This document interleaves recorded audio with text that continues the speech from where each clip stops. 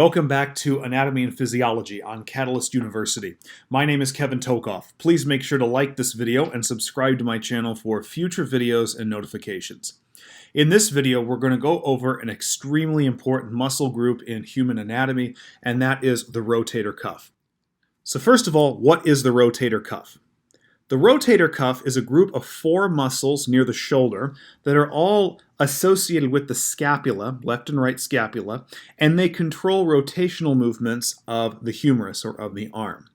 Now the rotator cuff muscles, being 4 of them, can be learned through the acronym SITS, S-I-T-S, because those muscles are the supraspinatus, the infraspinatus, teres minor, and subscapularis, so SITS. And out of these 4 muscles, we can group them into 3 major groups. And we're going to talk about each group individually, so we'll get through all 4 of these muscles in this video.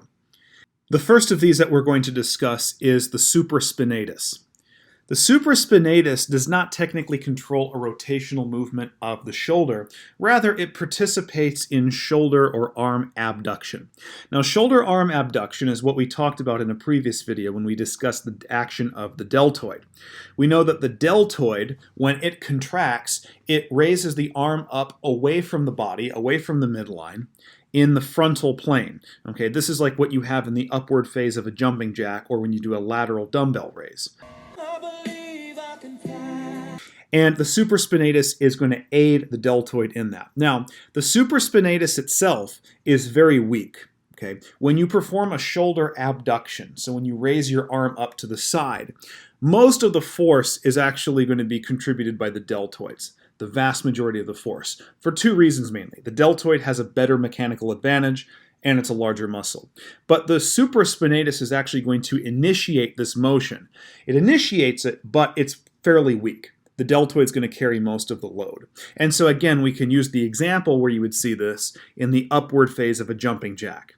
Again, you'll use this muscle when you're doing lateral dumbbell raises. So you have a dumbbell in one of your hands and you abduct your arm upwards.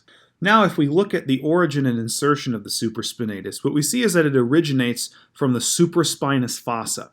So the scapula bone has several large grooves in it. It actually has 3 major ones, one of which is the supraspinous fossa. And it's sort of a large crevice where the belly of the muscle is just going to sit. Okay, you can actually see the muscle sitting in the fossa right here atop the scapula.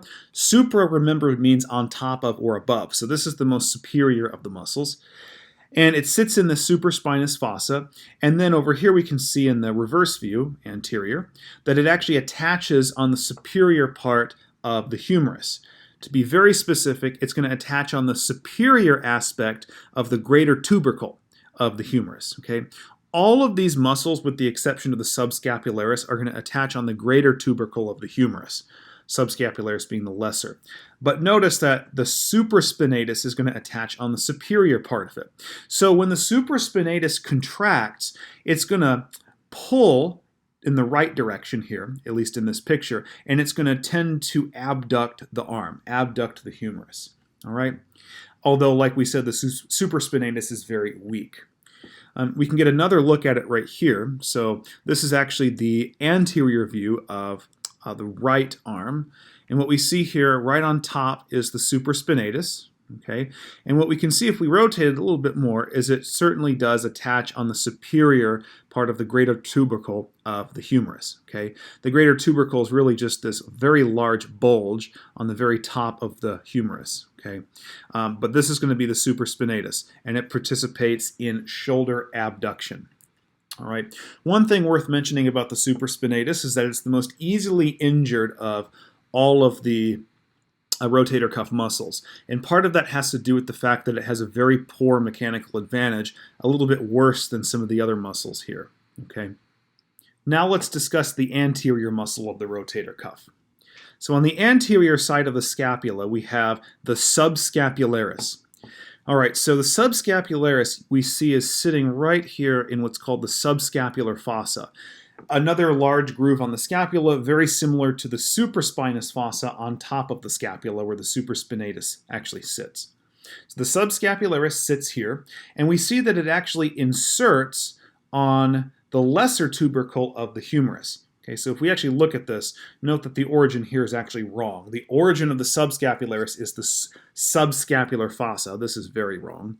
But the insertion is correct here. It's going to insert on the lesser tubercle of the humerus. So this bump right here, this is the lesser tubercle of the humerus, which lies on the anterior side of the humerus. Now let's take a look at the subscapularis.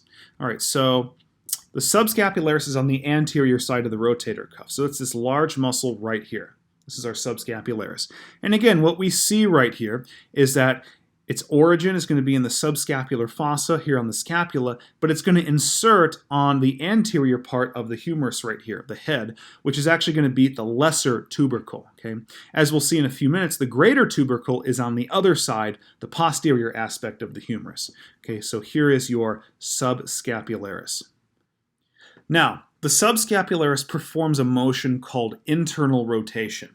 And to understand this, we're going to look at a short movie clip from Rocky IV where one of the fighters is actually performing internal rotation with a machine.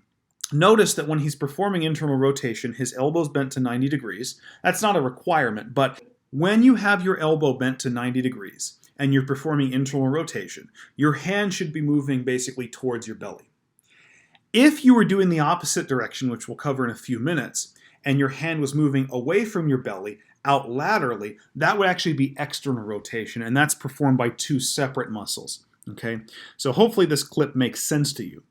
But one thing I want to also go into is a little bit of really what's going on here. So imagine this bar right here. Imagine this is your humerus. And so we're going to kind of be looking down at the top here, and we'll see a circle. So that's going to be the humerus looking from the top downwards. Okay, here's the anterior, here's the posterior. Okay, and if you imagine kind of looking downwards, you might actually see your forearm out like this. Okay, and so in internal rotation, which is facilitated by the subscapularis, basically we have the subscapularis attaching kind of like this.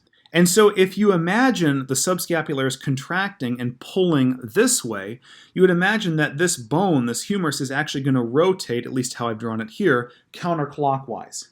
Okay? And so what that would actually do is that would actually cause the forearm, if we're looking down at it like this, would actually rotate counterclockwise as well. And it would rotate more toward the belly. So hopefully this makes sense right here. Now, internal rotation is also aided by the pectoralis major, your chest muscle. And so for that reason, internal rotation is a much stronger movement than external rotation. All right, now the third group is actually two muscles here, and those are the infraspinatus and the teres minor. These muscles lie on the posterior aspect of the scapula, and they're both going to be right here. What we see is that they lie in the infraspinous fossa. So here's the infraspinatus, okay, right here, and kind of beneath that a little bit, running underneath it, is the teres minor, running inferiorly. What we see is both of them are actually going to attach to the greater tubercle of the humerus. Okay, so these muscles right here are going to originate in the infraspinous fossa. Technically, the teres minor is on the lateral border of the scapula. That's where it originates.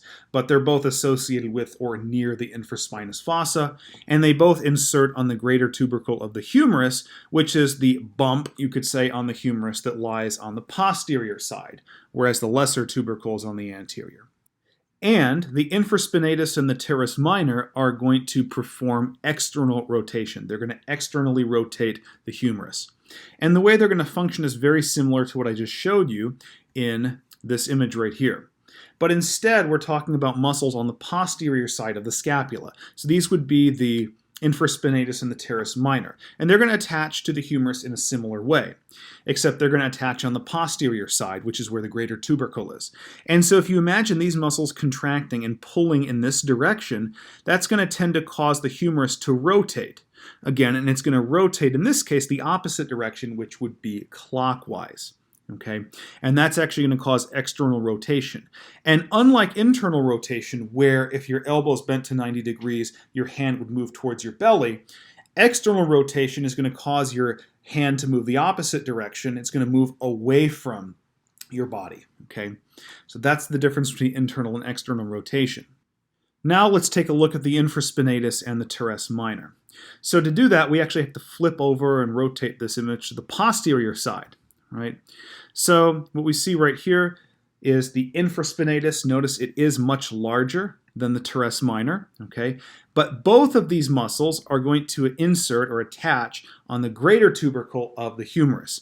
And like I mentioned before, the lesser tubercle is going to be on the anterior side, and that's going to be where the subscapularis attaches.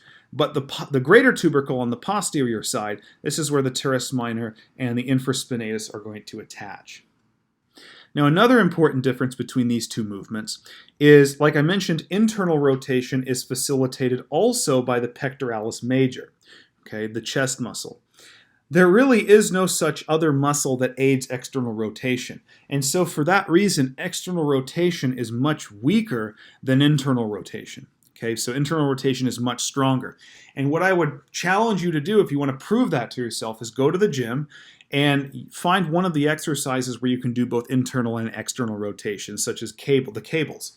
And what you'll find is that the internal rotators are much stronger and more efficient muscles than the externals. So hopefully this video made sense to you and you learned something about the rotator cuff muscles. Please make sure to like this video and subscribe to my channel for future videos and notifications. Thank you very much.